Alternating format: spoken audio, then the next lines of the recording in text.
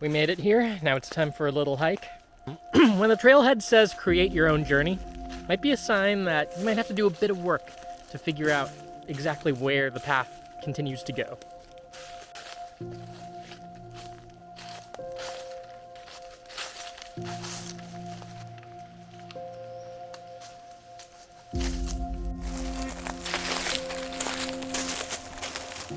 I'm in a country you don't hear about very often. It doesn't command a whole lot of attention, but it is gorgeous. And that kind of validates that thing that people say. Beautiful things don't ask for attention.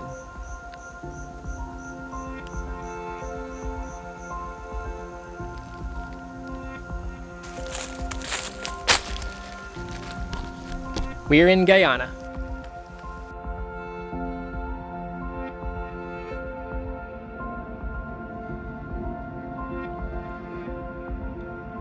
Here, the beauty is underscored by nature. Lots and lots of nature.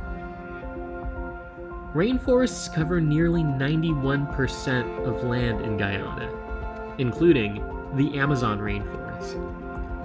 It's home to over 8,000 species of plants and over 1,800 known species of mammals, birds, reptiles, fish, or amphibians. It's a biodiversity hotspot, and the majority of the plants you'll find here are indigenous to Guyana. Large parts of the country have been designated as national parks, and there are a lot of ongoing efforts towards conservation. So, nature in Guyana. This country is in most places so remote, so insulated from human activity.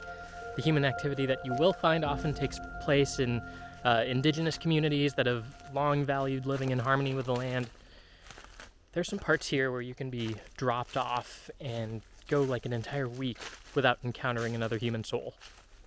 So the amount of visitors that come to Guyana in a year are at the same level of visitors to Machu Picchu in a single day. But Guyana has like Costa Rica level potential for its ecotourism. Now, since it doesn't get a whole bunch of visitors, it does mean you're going to have to find your way around and figure it out yourself a bit, and that can be tricky. A lot of things that are more easily done in other countries are going to be more tough here, but if Guyana is the kind of place to appeal to you because of its remoteness, because of that sense of wilderness, I suspect that might not be the worst thing in the world for you. Oh, okay. Check this out. Wow, you gotta see this. Take a look at this.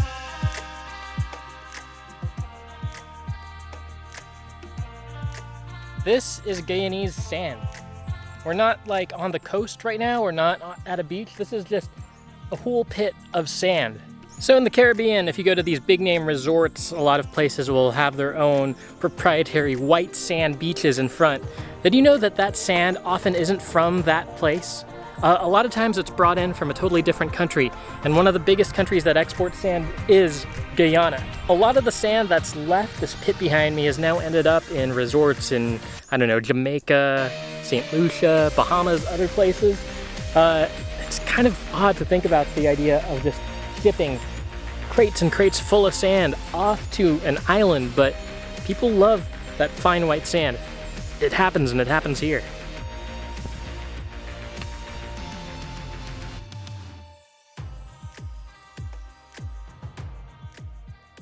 Guyana provides the world with a lot of natural resources, from timber to sand. Of course, I couldn't explore this without mentioning that in 2015, Guyana made a massive discovery of oil off of its coast, and has been reaping the rewards ever since, at least financially. But it remains to be seen what will come of the environmental impact. A little while ago, I made a video entirely on this topic because there's a whole story there. It's fascinating.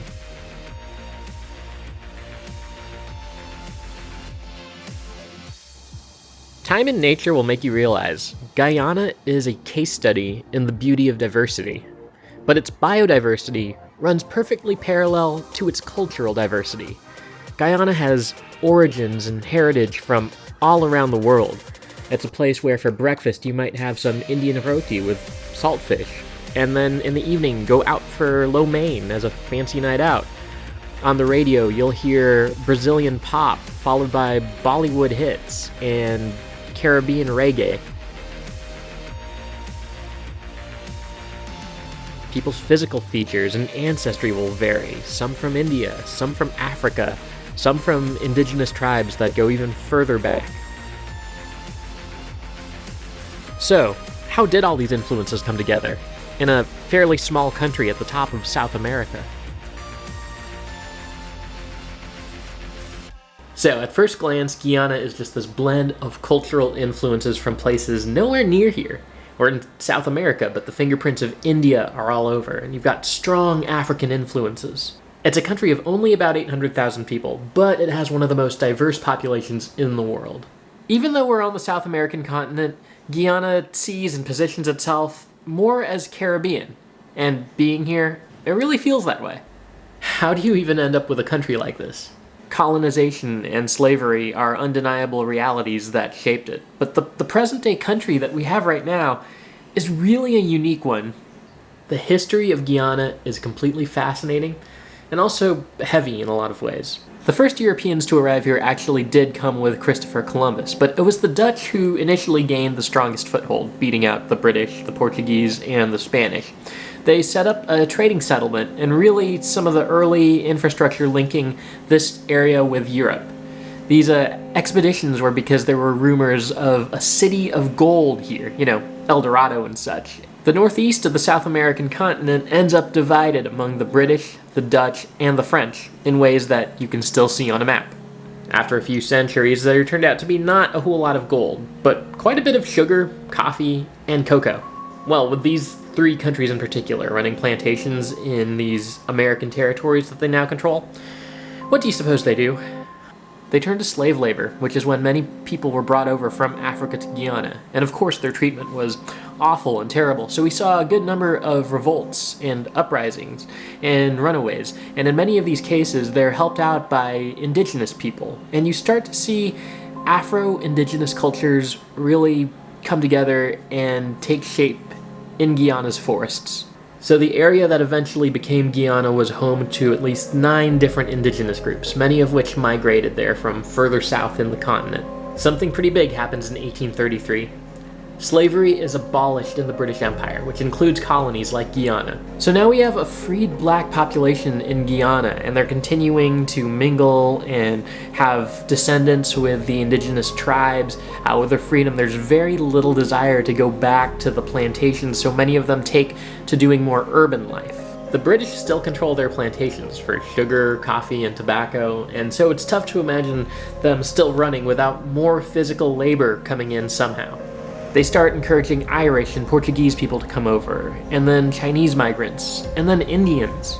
Remember, this was at a time where Britain had a stronghold on so much of the world. While there were a lot of riots and struggles between the European groups that came over, the British had an easier time importing labor from India. Remember, India was a British territory at this point. They were occupied. Over a quarter century, 250,000 Indians were brought over to Guyana. With them, they brought Islam and Hinduism, and they quickly became the second largest ethnic group in the country. All in all, Guyana has seen waves of different populations arrive and establish themselves within the country. Guyana calls itself the land of many waters, partly because of ecological reasons, but also because of the mix of people who are here. Sometimes it also uses the term the land of 6 peoples, because the groups generally fall into 6 groups. Of course, whenever you see something like this, it's an oversimplification, and there will always be a lot of people who don't clearly fall into one of them. Guyana is so committed to this diversity of 6 peoples, however, that it's referenced in the country's national anthem. Great land of Guyana, diverse though our strengths, we are born of their sacrifice, heirs of their pains, and ours is the glory their eyes did not see.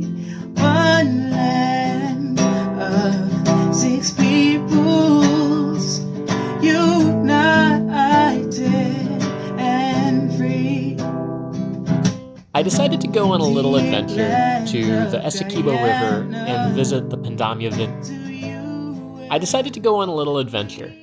I went to the Essequibo River to visit the Pandama vineyard. Now, this place was a vineyard and so much more.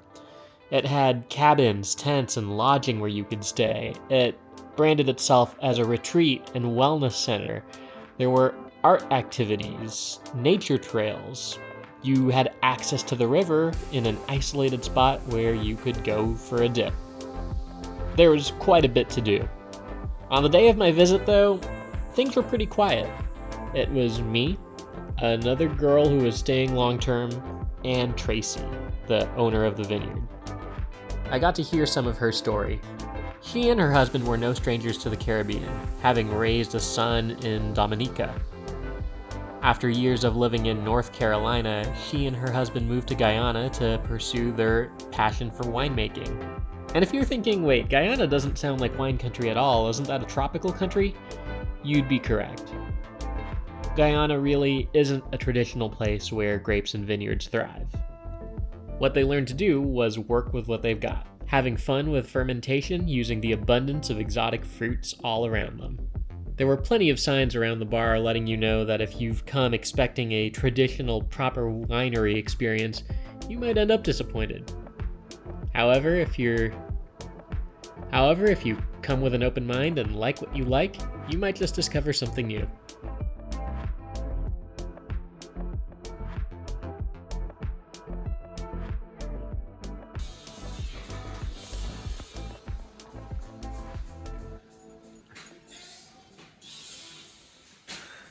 Thank you. It's cherry. Cherry wine. I like this one. Yeah. All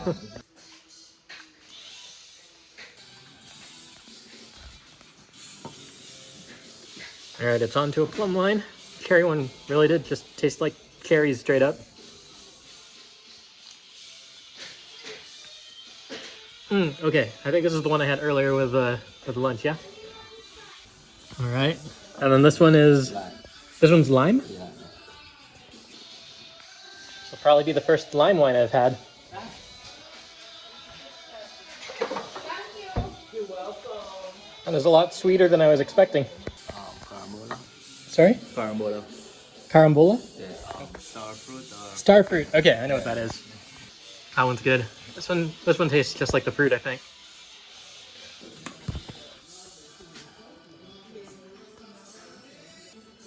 You say there's instructions for this one? Yes. Okay. One moment. Okay. I heard there were instructions for this one. Do it. A wine shooter. When you take it in the shot, you might want to put your camera on. Are you on? Okay. We're on. So, Am I gonna need a waiver for this? you gotta move your hips. I gotta move my hips. After you take your shot, you move your hips. And it's science. It's not for my entertainment. There you go. So you're gonna, and when you cheers to your wife, your kids, back in Cali, new friends in Guyana. All right. Yeah? Yeah, all right. Well, cheers to my wife and kids in Cali and my new friends in Guyana. All right, there you go. Hips. Yeah.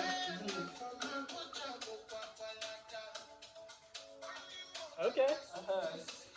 There's a pepper in there, isn't there? The pepper wine. Just pepper wine. Pepper wine. Wow. Uh-huh. So if you were eating and dancing at the same time, you would have been like, it's something that moves the pepper. All right, I'll take it. Yeah? And when I was living in Oregon, there was a vodka distillery I liked a lot. It actually reminds me a lot of Chipotle vodka that they used to make. Yes. It's probably made completely differently, but the essence No, of we it actually are fermenting the peppers like a fruit. Mm-hmm. Yeah. I think they would do an infusion. Once the vodka's made, Probably.